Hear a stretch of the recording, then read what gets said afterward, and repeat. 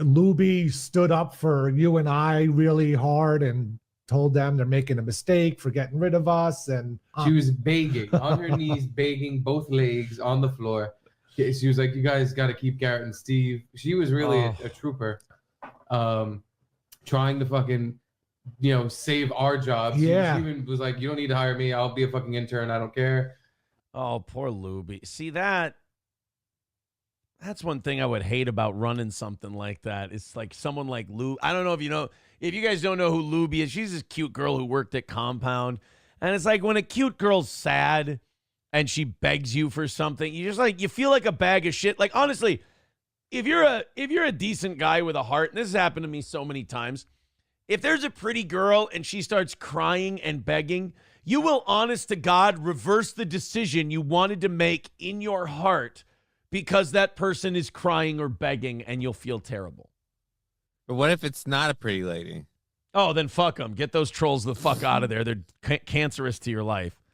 Like, there's manipulative cries, and there's pleading cries. Manipulative cries, I'll be honest, I've had those before. They make me angry. Like the cries that are like, you're in a fight and someone's saying horrible shit about you, and you like fire back at them. And then they cry, and they're like, "Why are you doing this?" Like, wait a minute, you fucking started this. You started calling me a piece of shit. Now I finally, argue back, and now you cry. That's not fair. I can't keep yelling at you now because you're crying, but you fucking... Like, there's women who pull dirty moves like that. But when Most of them. well, I wasn't going to say anything.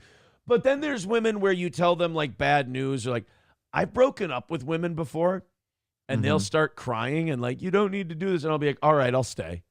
Like, that's happened. Yeah. That's happened to me. I've done that before. I've literally delayed breakups because someone cried at me.